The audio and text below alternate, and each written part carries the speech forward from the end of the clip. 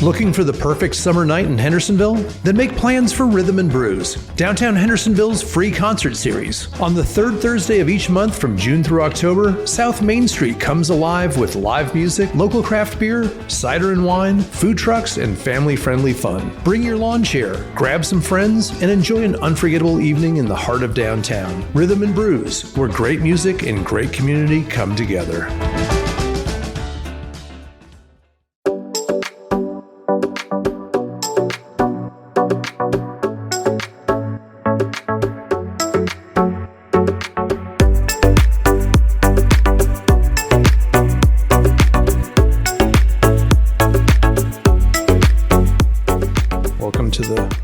Loudest podcast studio in Hendersonville. That's good. Loud is good sometimes. Jeff Groh, thank you for coming on the podcast. You have ambitions to be on Hendersonville City Council. Yes, sir. I do.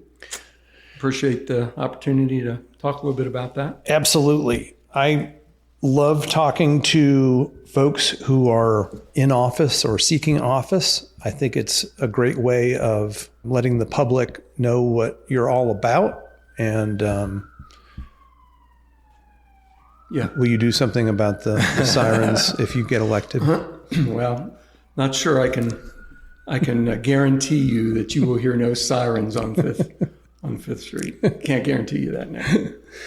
You know, the podcast has no political affiliation, so we welcome anybody on the show. And we've had city council members on before. We've had the mayor pro tem, city council, sitting congressman, and a congressional primary candidate. And I've invited all kinds of people on. But you accepted, and here you are, and I appreciate that. So why don't we get to know Jeff Groh a little bit better? Okay. Let's start with where you're from originally. So I grew up in Cincinnati. Okay. Lived in the same house basically my entire life. Went to college in Indiana. College called Rose Holman Institute of Technology. So I got a bachelor's in mechanical engineering. Got out of school and went to work for DuPont, based out of Wilmington, Delaware. Moved to Delaware for a couple years and then moved around quite a bit with DuPont in Delaware, in South Carolina. Ultimately went back to Cincinnati when I transferred into a sales organization for an instrument division of DuPont at that time. Got married in '89, and my wife at that time, we left DuPont, moved to Florida, bought my first business down there, a small business person, a manufacturer's rep company. We were in Florida for, from '89 through '96. My daughter was born down there. We ultimately sold that business and moved to Atlanta. At that time, I was still in a field sales organization for this instrument company that was part of DuPont. And then moved, before that move to Georgia, that division of DuPont was sold off and became a private company, still based in Wilmington, Delaware. But anyway, we moved back to Delaware, and I went into more management roles, starting in 2001, a marketing management role, and then a service management role, and then I became VP of development for this $250 million analytical instrument business. So in that role, which I believe, that's a lot of my industrial business experiences from that role, managing large organizations, large budgets, large, personnel issues and so forth. Then in 2013, I decided to get out of corporate America. My wife at that time, we're divorced now, but we had been traveling down here for many years because her family was down here. So we had a connection to Hendersonville. We moved down here in 2015. Ultimately, we divorced, but I love it down here. And when I left corporate America in 2013, I started another consulting business. And then in the course of next several years, also became a partner in another business out of South Carolina. So I've got two small businesses that I run or help to run. I got remarried in 2024. I met my wife now, Corrine, in 2022. And we got married in 2024. You're newlyweds. We're newlyweds, yeah. So we're still on our honeymoon. And then it's been since when we first got married, I was going through some medical issues, and we were actually planning on not living in Hendersonville. We planned on building a house down in Zirconia, but because of health issues, we decided to sell that property and stay here in town. Last year, decided to start a business for her. And then about the same time is when I started really thinking about this race, variety of reasons why I decided to run. We can get into some of those if you'd like, but absolutely. That's really over the last year thinking about that. And then we made that decision last fall in the run-up to the filing deadline, which was in early mid December last year, and here I am. Yeah. Well, you and your wife, like myself and my wife, we live in downtown Hendersonville, and you get to see a lot of the mechanics of society in action. And I guess some of those observations help motivate you to seek higher office. Yeah. So I'm a first-time candidate. I've never run for office before. I got more involved in politics probably starting in 2017 as part of an organization that I still volunteer for here in North Carolina called the Convention of States Project, which is a project focused on the federal government in terms of reining in and out of control federal government. And part of that was really, it's a grassroots organization, and it's a state legislative issue. So I really got involved in forming relationships with state legislators across the state, including our local delegation, and understanding the legislative process and working on some campaigns, because we did, as Convention of States, do some campaigning for candidates that support our cause. So I got introduced not only to the legislative process, but to running for office and, just getting more educated about constitutional issues and the proper role of government. I'm very much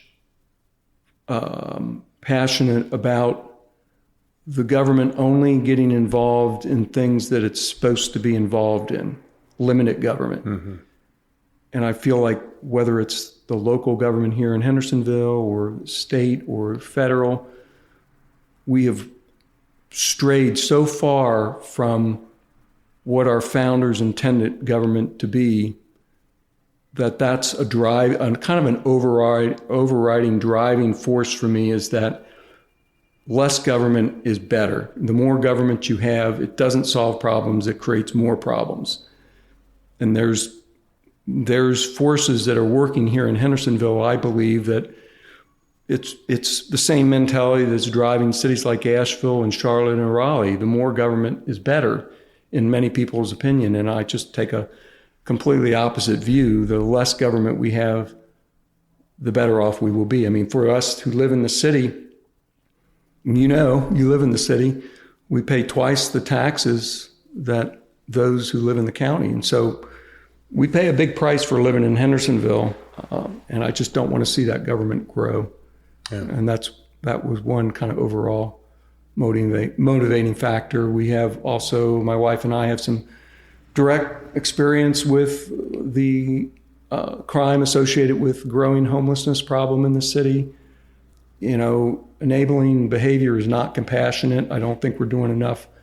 And not all of it can be solved in the city. I mean, a lot of these issues with the homeless issue is, as we talked about before we got on the air here, mental health issues, drug addiction, what this country has done decentralizing mental health care in this country has affected local communities.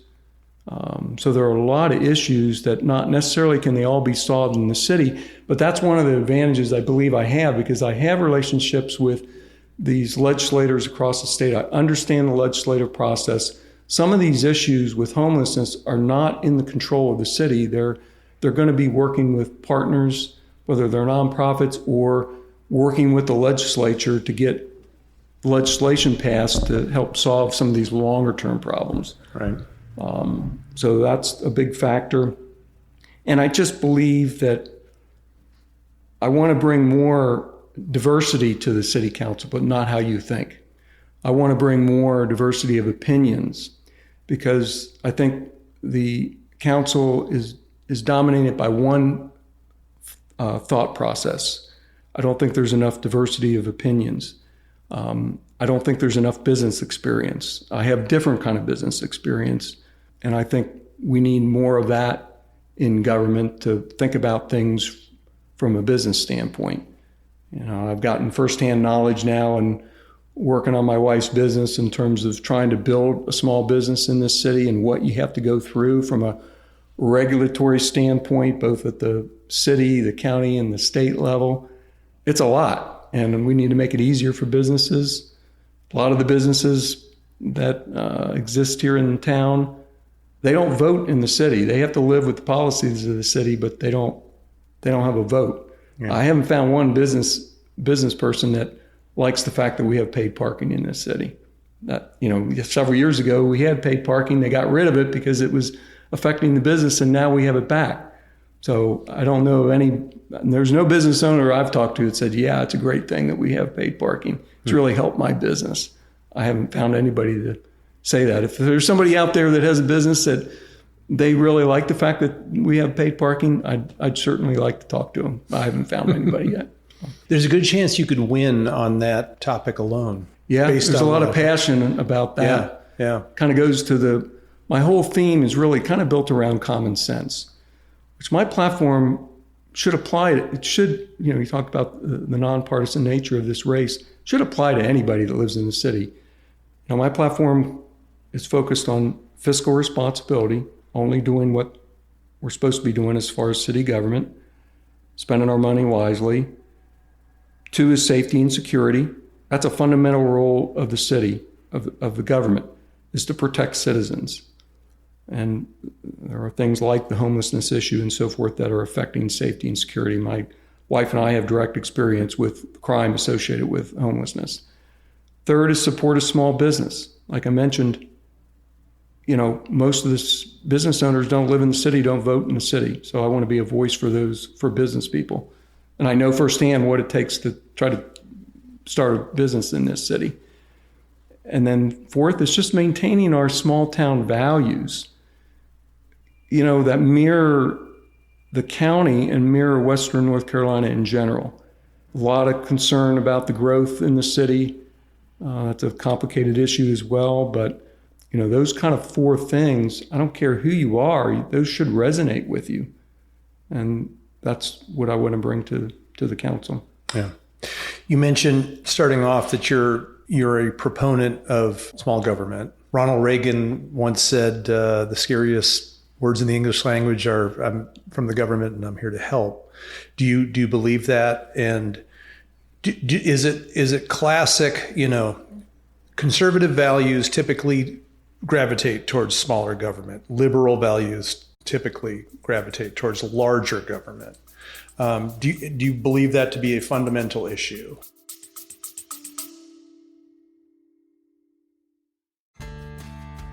Hi, this is Nick Lucy, host of the Kudzu Project podcast. I wanted to thank you for listening and also remind you that the Kudzu Project is brought to you by the Lucy Agency. The Lucy Agency is a full-service marketing firm based here in Hendersonville, North Carolina. We can handle all of your marketing needs, from website design and development to social media management to graphic design, photography, videography, you name it, we can help you do it. So thank you, and let's get right back to the show.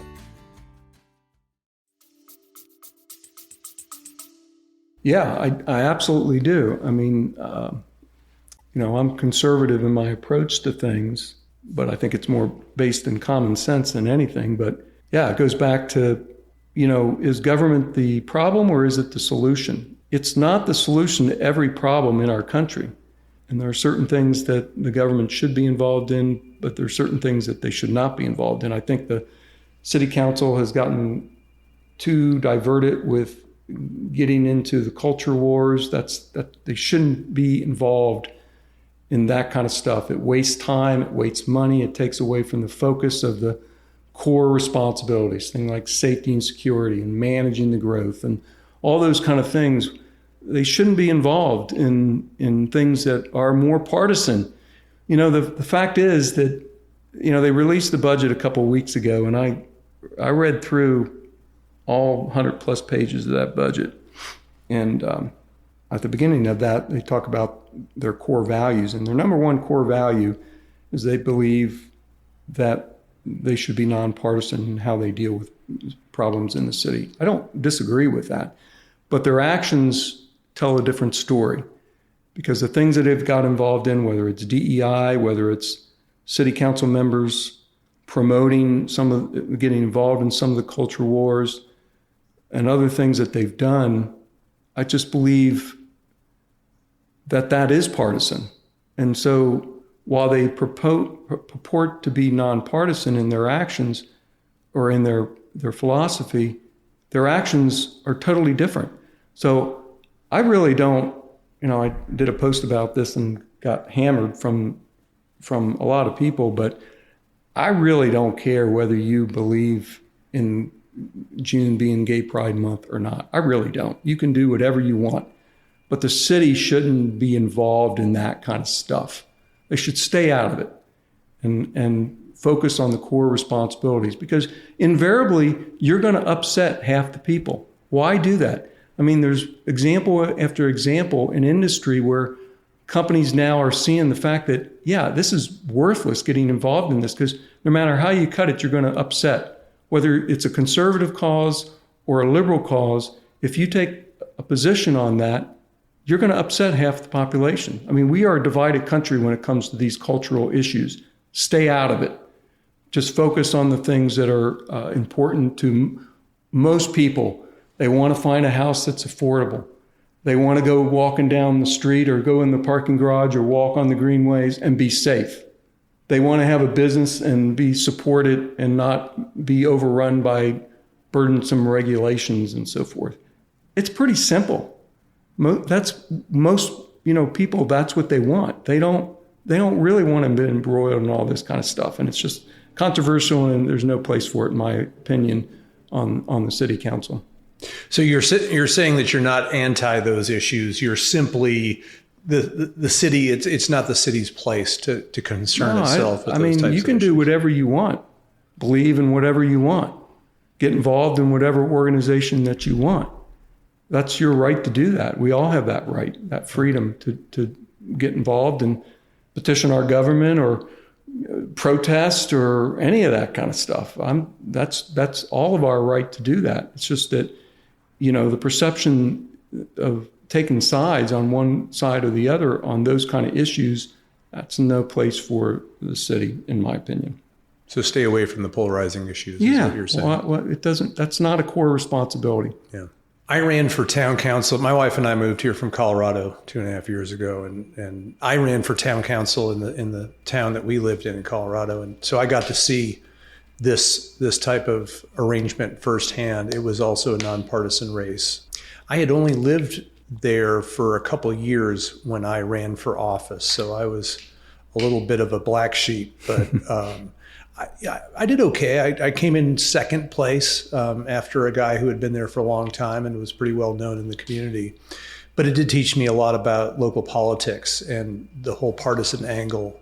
And I think that it seemed to me in many ways that, people are red or blue, left or right in many federal issues, state issues. But when you get down to the local level, when you boil it down to the community level, so many things go out the window. And because you have to, you're face to face with your constituents, you're face to face with people who are representing you, and it takes on a different feel, doesn't it? Absolutely.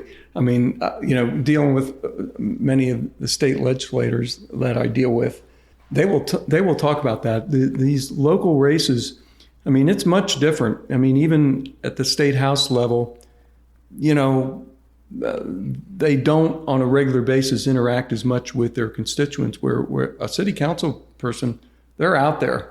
You're out in the community, people know who you are. So again, it goes back to just focus on the core responsibilities. That's what people care about, really.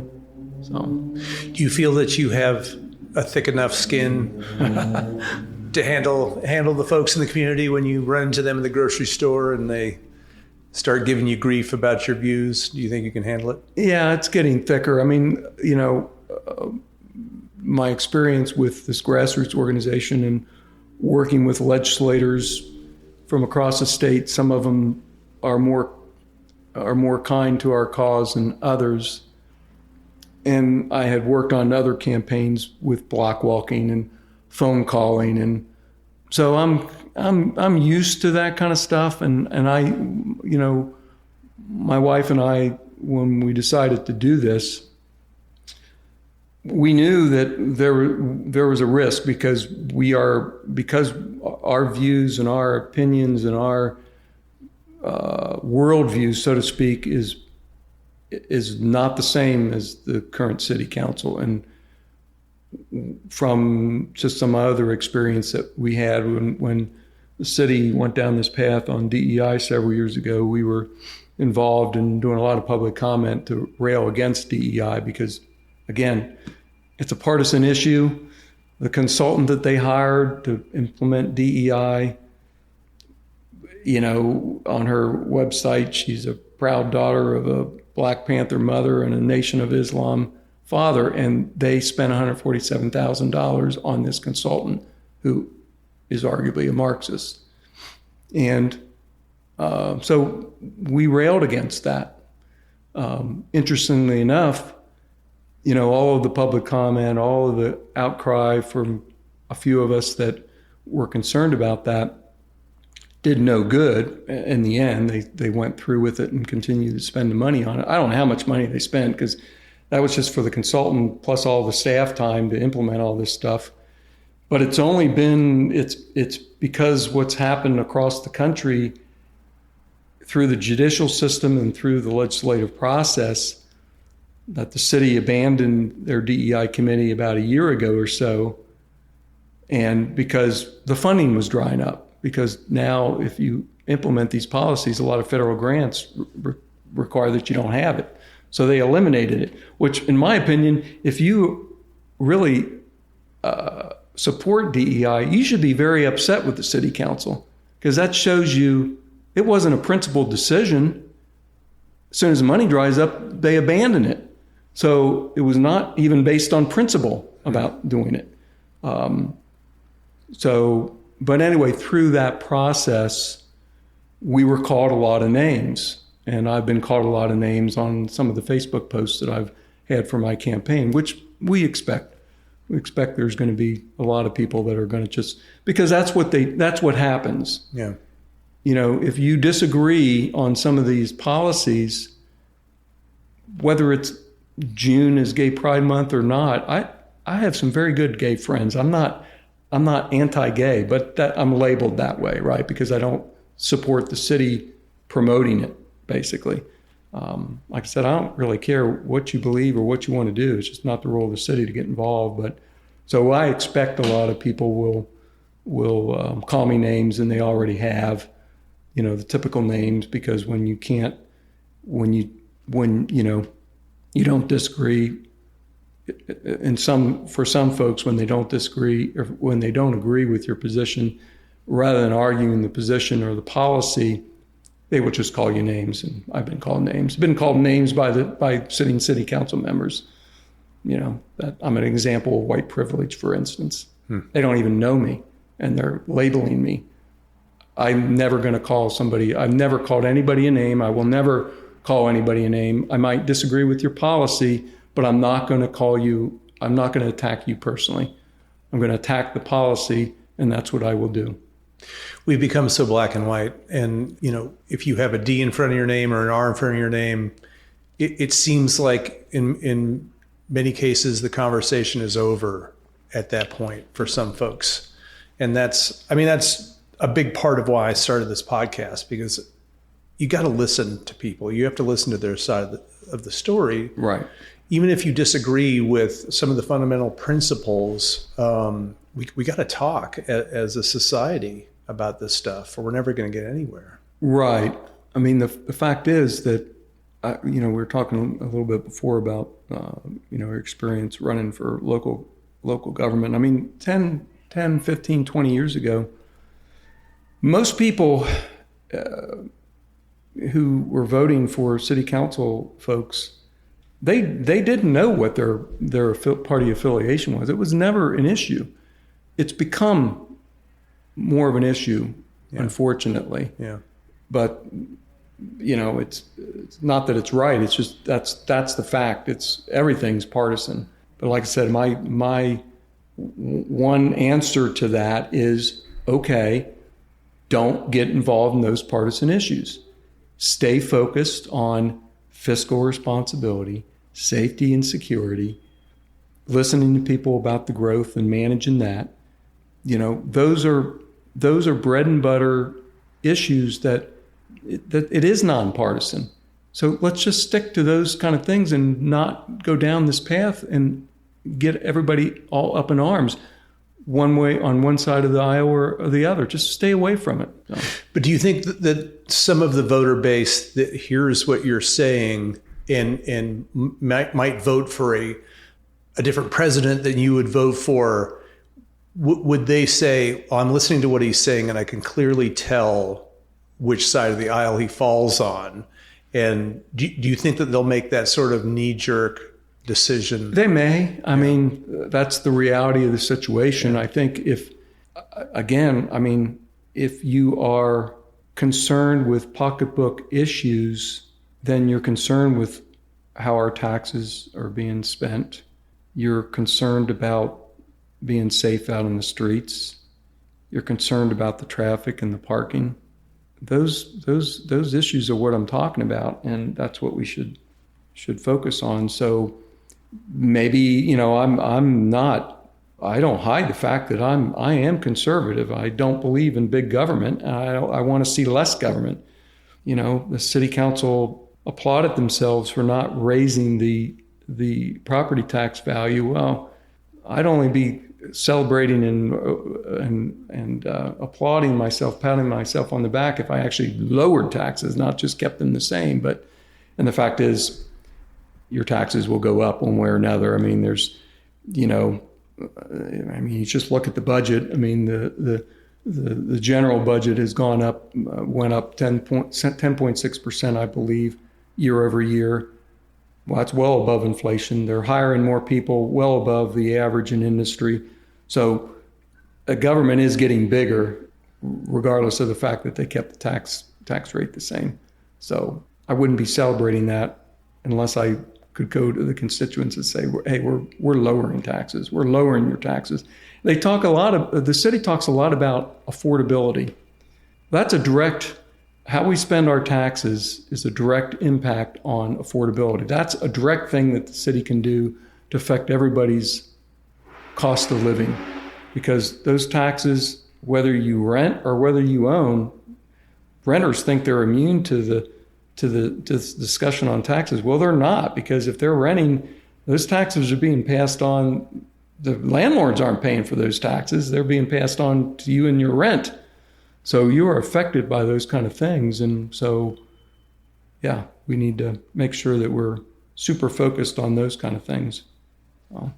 But yeah, to your question, there will be some people that I'm sure will look at the fact that I'm a conservative and reject me out of hand, and that's fine. I think people that are willing to think about the issues and think about the fact that all I'm asking is that there is one viewpoint on this council right now. We need some other viewpoints. There are other viewpoints in the city. It's not all one viewpoint. I bring a different set of skills, a different background, a strong business background that's not on the council now. And so I think we need more voices. We need more diversity of opinions on the council to represent the whole community. Do you feel that your business experience makes up for your lack of political experience? Do you think that that's... Yeah, I mean, look, the founders, I think a lot about the founders. Of course, this past weekend with the 250th, I often think about the founders and what they would think, how they view some of the things that we're doing. But the founders intended a person like me. I only want to run. I frankly don't want to be in office any more than one term. So the founders would, I think, view my candidacy, yeah, that's what I expect. Somebody to come in off of their farm or out of their business, serve for a limited amount of time, and then go back to their business or their farm. That's what the founders envisioned for this country. They never envisioned career politicians, people that would stay in office for 20 or 30 or 40 years. They never envisioned that. So, yeah, I right, like I said, I've never run for office, but I have common sense. I've run businesses. I'm an engineer, which is a good thing and a bad thing sometimes, but so I'm data driven and analytical. I don't know everything. I mean, like zoning issues, those are very complicated issues, and land use is a very complicated issue, balancing out a lot of different needs, from private property rights to the need for more housing, supply and demand on housing, cost of housing. So those are complicated issues, and I can't say that I know every issue 100%. And if somebody asks me something and I don't know the answer to the question, I'm not afraid to admit I don't know. But I will promise you one thing, that I will not lie to you. You'll know where I stand, and that I will, through the lens of all four of those key campaign tenets, fiscal responsibility, safety and security, et cetera, that's the lens that I will view decisions through and make that decision based on what I think is best for the entire community, not just a certain group of it. So, but you heard it here first. You are only seeking one term. I'm only seeking one term. Well, what if the people like you? Well, that's great. I might be in Idaho or South Dakota or North Dakota. I don't know. So, no, we don't. I mean, I don't want any more than one term. I'm hoping that I actually encourage because many conservatives and conservative business owners, they won't run in the city. They're afraid to run in the city. And I'm hoping that maybe I can encourage other people to get involved and bring other voices into the conversation. Why is that, do you think? Is Hendersonville blue, red, or purple? Actually, Hendersonville is pretty purple. It's pretty balanced actually in the city between registered Republicans, registered Democrats balance out one another pretty evenly. And then if you look at the unaffiliated, those who vote Republican versus those who vote Democrat, it's pretty balanced as well. So it's actually pretty split. Yeah. A little different than what the county is, but so there are a lot of more conservative leaning people, but I think I think a lot of business owners who might run in the city would be afraid of being canceled. and what effect it will have on their businesses. Yeah. That's a risk. The Appalachian culture is very interesting to me politically, because at face value, it seems as if people in Western North Carolina, and they are for the most part, conservative. But then you kind of drill down into the actual, the personal dynamics in this area of the country, and it gets blurred, doesn't it, in many ways? Well, I mean, I think there's a couple of factors there, right? There's been a lot of influx of folks from outside of the area that are bringing different worldviews to the area. I think the traditional blue dog Democrat, it was really more fiscally conservative, maybe more socially moderate. Not very many. That's not really the Democratic Party today, right? It's moved so far to the left that I think that's left a lot of those conservative Democrats probably, outside of the mainstream in the Democratic Party. So things have changed a lot in the politics. That's why I think there was more commonality between Democrats and Republicans 20 years ago here. The arguments were on the margins, but now there are some pretty major differences, particularly about the role of government.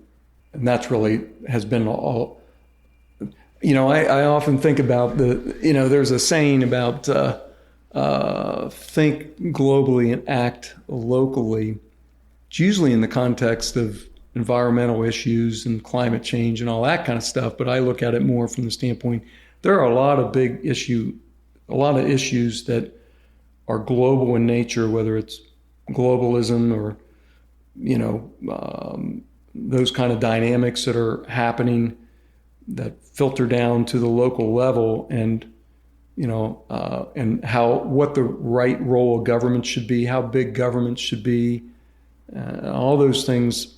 I look at that as, I like to read and understand some of these overarching big issues and how it applies to the local government. But in general, since the early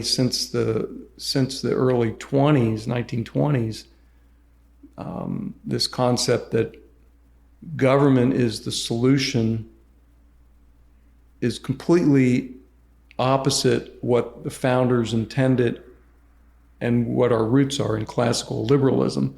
Not the liberalism today, but classic liberalism, was so much part of the founding era, is now out the window. And this big government, whether it's socialism or and then you got the influx of socialism and Marxism and communism in this country that I think everybody should be concerned with. So there's lots of big issues on a national, global scale that will affect our city, and those are important to me to stand against those things, because the only thing that's standing between socialism and communism and Marxism is our Constitution, and that's under attack right now. The rule of law is under attack through those kind of movements. Lots of different things to unpack there, but a lot of things that go through my mind that influence what I do on a daily basis and influence why I'm doing what I'm doing. Do you think that a lot of the recent success of Democratic Socialists lately in a lot of municipal races, do you think that's an anomaly? Do you think it's a fad? Is it a trend? Or is it something longer lasting in this country? So I think it's, you go back to COVID and the dramatic cost of living in this country. So if you go back in history, whenever we have this big inflection point in the cost of living, everybody's suffering, whether through inflation, spending of trillions of our dollars after COVID. I'll make a side comment, I'll come back to that, but it infuriates me when I hear local politicians talk about ARP funding, so the American Recovery Plan funding, which is funding things like Berkeley Park, funded things like the Acoustic Trail. And they couch this funding in terms of it's free funding, that we're not paying local taxes. Well, we are paying for it. It's a direct result why we're 39 trillion in debt in this country. It's a big factor in terms of inflation. So all these things are interconnected. So if I'm on council and we get ARP funding for a park or a greenway or whatever, I'm going to make it very clear we're taking this money, but don't be fooled that this is no cost to you. You are paying for it. You're paying for it in inflation. Inflation is a tax. And the policies that we have at the federal level and the state level even, that directly influences our cost of living. But going back to your point, I think this rise in democratic socialism, whatever the heck that means, I'm not sure anybody can really define what it means, but I think it's driven by pocketbook issues that people are concerned with their cost of living, and number one. And number two, they haven't read history. No one reads history anymore. I mean, you listen to the interviews of some of these folks that are being interviewed about what they stand for with this stuff. They have no clue. They have no clue what's been tried in the past. And we're now going down this path. And part of it is the education system. Kids are not, they don't get any of this, right? So, I think it's lack of education in terms of history, and it's a reflection of pocketbook issues. And I'm hopeful. I don't know. I don't know where this is all going to go, because I think we have a lost generation of people that don't understand history and are being sold a bill of goods by, like the guy in New York, Mondami, and others that are winning these local elections. They're being sold a bill of goods, and nothing's free. Giving away free stuff is a great way to get elected, but it's a road that many countries have gone down, and they've failed miserably. The fact is, our system of government, our economic system, and with capitalism and so forth, has lifted more people out of poverty than any other way to manage the economy. And if you think that socialism and Marxism is the answer to your problems, then you are sorely going to be disappointed. And I'm always fascinated by talking to people that have come from other countries.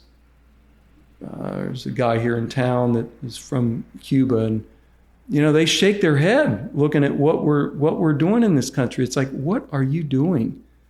Are you crazy? And so I don't know. I hope the tide gets turned, but at some point, when you get so much of the population that's getting free stuff, well, it's kind of a snowball effect. And, the more you give away, the more you get elected. The more you get elected, the more you give away. It's a virtuous cycle that never ends.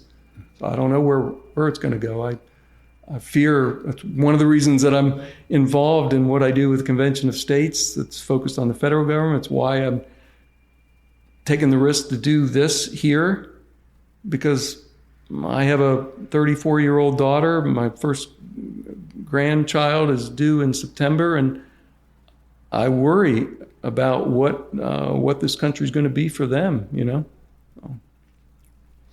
You mentioned to me earlier that the issue of homelessness was one of the catalysts for why you're running for office. Did you want to talk about that at all? Yeah, sure. I mean, so we got a firsthand view of the issues with homelessness. Probably, I think it's been 3 years now, maybe more. Maybe it's 4 years. I have to go back and look. But my wife and I, who live here in town, was woken up at 3 o'clock in the morning, somebody knocking on the door wanting a lighter. And we told them, no, you need to go away. Well, they tried to open the screen door, which happened to be locked, and I got a little agitated, and they finally left, called the police, and police came back quickly. They came very quickly. I love the Hendersonville police, I have to say.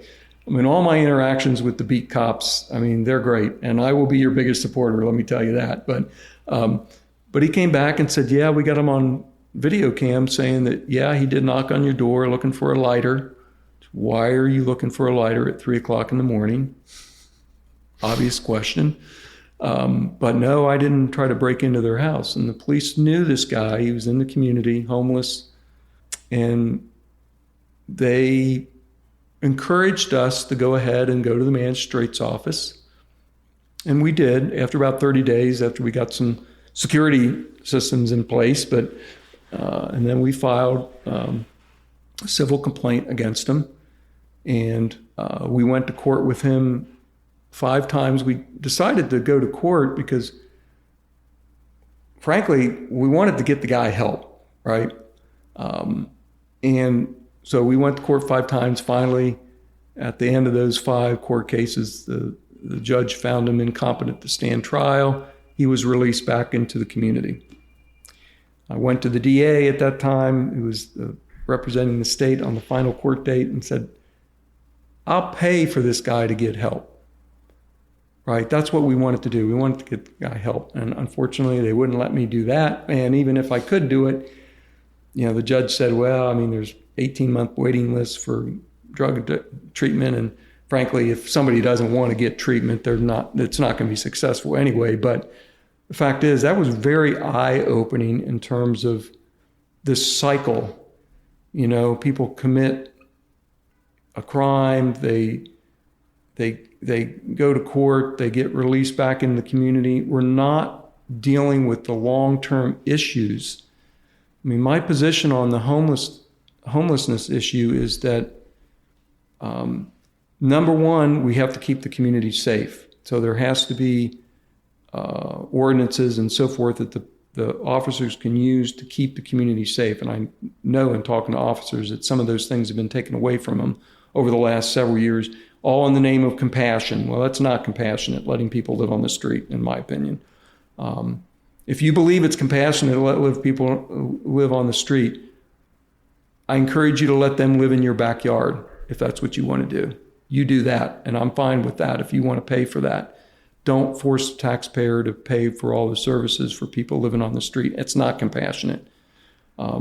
But number one, we have to keep people safe in their homes and on the greenways. I'm on the greenway almost every day. I see a lot of stuff. I see a lot of stuff on the plaza across by the train station. And we have to keep the public safe, number one, but then we need to work on, and it's not I think I mentioned it before, it's not necessarily something the city can solve by itself, but mental health issues, drug addiction, there has to be more services. I would rather pay tax money for that kind of stuff, right? To get people off the street and get them to be productive citizens. Just giving them things and letting them continue to live on the street because somehow they're a quote unquote right to homelessness, that's not compassionate. That's not solving the problem. We need to find better ways to do that. And like I said, that's a bigger issue than just the city council. That's a state level issue. It's a federal issue. It's a societal issue with how we deal with mental health and drug addiction, which are the main drivers for homelessness, right? So, yeah, I'm pretty passionate about that because I really want, if there was one thing that I would say that I would feel vindicated or feel like I was successful if I got on council, if there was a few things, 1 or 2 or 3 things that I could do to move the ball forward to solve that problem and to actually solve the problem, not just build homeless housing and not get to the root cause of the problem. I would feel like I was a success in change. And if I could change one person's life to get them off the street, that would be awesome. Because every life, we're all a child of God. We are all made in God's image. And I hate to see these wasted lives. It's so upsetting to see a person sleeping on the plaza by the train station. It's so upsetting seeing somebody walking down the greenway that's clearly high on something and kicking and screaming and being a threat not only to themselves, but it pains me to see somebody bathing in the creek on the Greenway.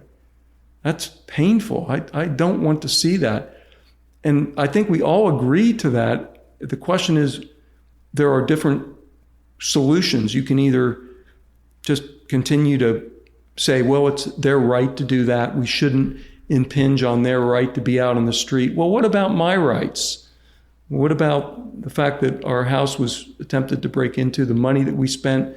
My wife was still working at a real job at that time. She had to take off work for those 5 court cases. What about my rights and protecting my rights? And so there needs to be more, so I'm pretty passionate about that particular issue. I have the Henderson County Sheriff's Office app on my phone, and I have this thing where I kind of review all the lineup on almost a daily basis. And I look to see if I can recognize anybody that I've seen around downtown. Living downtown, I'm out on Main Street walking at 5:30 a.m. I see a lot of the same characters. Yep. Unfortunately. Yep. And I feel the same way.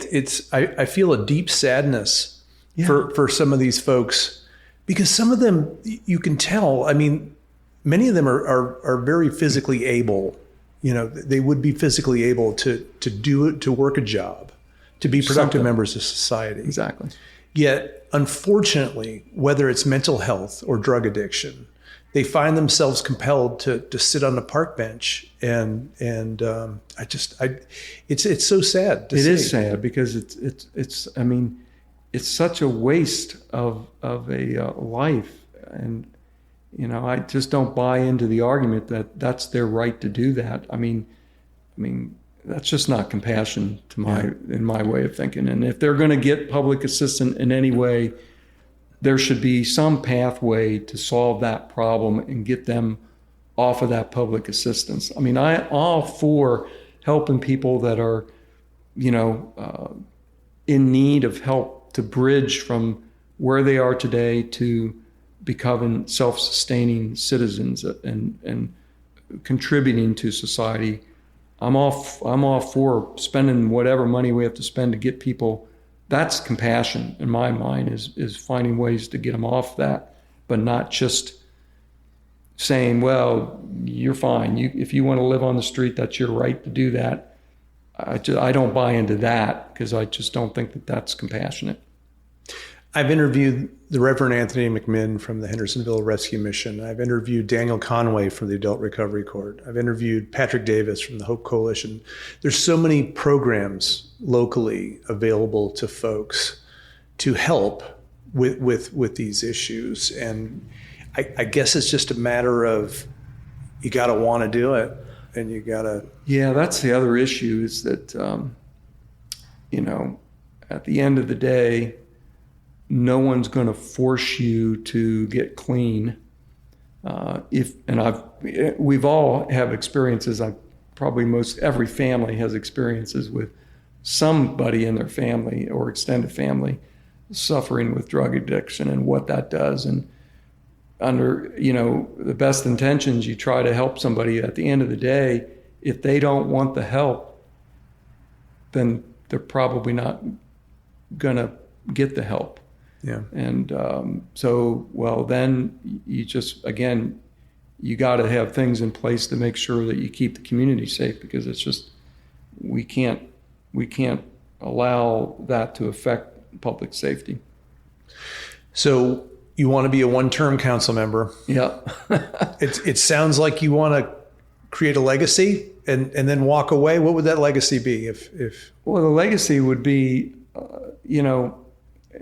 that there are other opinions, that we need other voices in the city, encourage other people to get involved and not be afraid to do that. And like I said, personally, if I could make some impact on the homelessness issue, maybe I'm naive, okay? Maybe I'm living in a dream world. In fact, a county commissioner gave me a book called Dreamland. I think I have to read it about drug addiction. But So maybe I'm just naive, but hey, those are good problems to work on, and I just, I want to see more conservative ways to deal with some of these issues rather than just the same old thing that other cities have tried for dealing with these issues that are failing. I mean, low barrier housing where you just build homeless housing and there's no, you can go in, no questions asked, you can sleep in these places and then leave and go live on the street. That's just not a solution, in my opinion. And cities that have done it, even cities like San Francisco that built their homelessness system to try to solve homelessness through things like low barrier housing, it's not working. They're abandoning those efforts. I just don't want to see us. I want to get this problem resolved. We need to get this problem resolved now, because if we don't, at some point it gets so bad that, and you may be listening to this and think, oh, I think he's blowing it out of proportion. Well, that's what every city has said, that all of a sudden they wake up one morning and they got hordes of people living on the street, and now what do? It destroys the city. The business community already here is suffering from that kind of stuff. I know it for a fact in terms of, the effect that it's going to have on my wife's business. So those things are really, there is a real cost, and plus the cost in human suffering and dignity. Why do you think there is so much of a homeless issue here? Is it proximity to Asheville? I think that's a big part of it. I think a lot of it's being pushed out of Asheville down here. And if it's deemed as, it's a welcoming place for homeless, then you're going to, you build it and they will come type of thing. You make it easy for people to live on the street, you're going to get more of it. I mean, the weather's pretty moderate here. So yeah, I think it's being pushed out of, places like Asheville. So, but I think it's also a reflection of, again, it goes back to economic. I'm sure there are a lot of economic factors, but I think the primary drivers, anybody will tell you it's drug addiction and mental illness. And of course that impacts their ability to keep a job and hold a job and that kind of stuff. But so there are 4 candidates in competition for 2 spots on council. Correct. 2 are incumbents. Correct. And then yourself and another. Right. You think you have a pretty good chance? Well, yeah, I do. The way this election works is it's a non-party plurality election. So when you go to the polls in November, the city council race, if you vote in the city, it'll be the last race on the ballot, and there'll be 4 names on that ballot. You get to vote for 2 names, and the top 2 vote getters get that seat. So I didn't, this decision to decide to run was not an easy decision because of all the things we already talked about. But now that we made the decision, I'm a pretty organized person, so I am serious about this race, and I think I have a pretty good chance. I'm going to do everything I can to get that seat, and maybe hopefully bring my common sense type of approach to things to the council. Not everybody will like it, but it will. I think most people, when they see what I actually do, will accept that. Yeah, those are good ideas, and that's kind of rational. And let's stick to those kind of core responsibilities rather than getting involved in all these other things. Well, Jeff, I wish you the best of luck in November. Thanks for coming on the show. Yeah, thank you. I really appreciate the opportunity. Yeah, thank you for taking the time onto your campaign schedule. Where are you going to be next? Do you have any events coming up? I don't have anything planned right now. I'm gearing up now. I had a lot of events running up to the 4th of July parade, which we had a float in the 4th of July parade. Saw you out there. But now, I'm going to focus on July into August. We'll really turn to the actual campaigning. I want to get out there, particularly with what's called block walking. Retail politics is still, that's the key. I'm not as well known.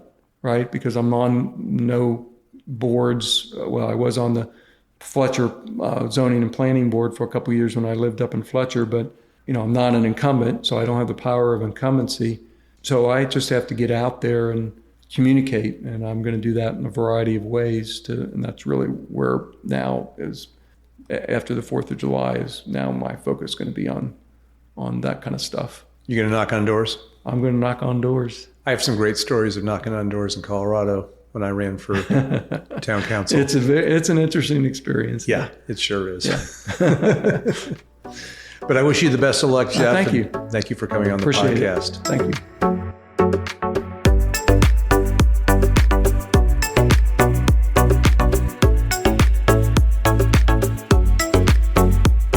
The Kudzu Project is made possible by the Lucy Agency, helping businesses across the South grow deep roots and stand out. Based in Hendersonville, North Carolina, this full-service marketing firm builds handcrafted websites, eye-catching logos, and social media that pops for businesses and organizations. Because if your story's worth telling, it's worth telling right. Learn more at lucyagency.com. That's LUCEY agency.com. Everyone has a story. And at the Kudzu Project, we want to hear yours. Go to kudzuproject.com and fill out our story submission form. You can write your story for us to read on the podcast, request to be interviewed, or even nominate someone else whose story deserves to be told. The Kudzu Project is all about capturing the voices and spirit of our community, and your story could be the next one we share.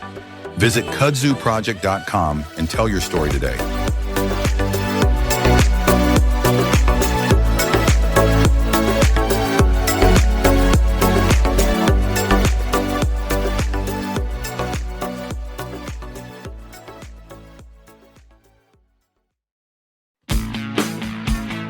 Howdy, listeners. Are you ready to kick off Apple Festival weekend the right way? Lace up those running shoes on Saturday, September 5th for the Apple Festival races, hosted by the Henderson County Chamber of Commerce. Whether you're a hardcore runner or just in it for the fun, there's something for everyone. An 8K, a 5K, and the Mini Moo 1 Mile Fun Run. It all starts in downtown Hendersonville and is a great start to the biggest event of the year, the North Carolina Apple Festival. So grab your friends, bring the family, and come be part of the fun. For more information, visit hendersoncountychamber.org, and we will see you at the starting line.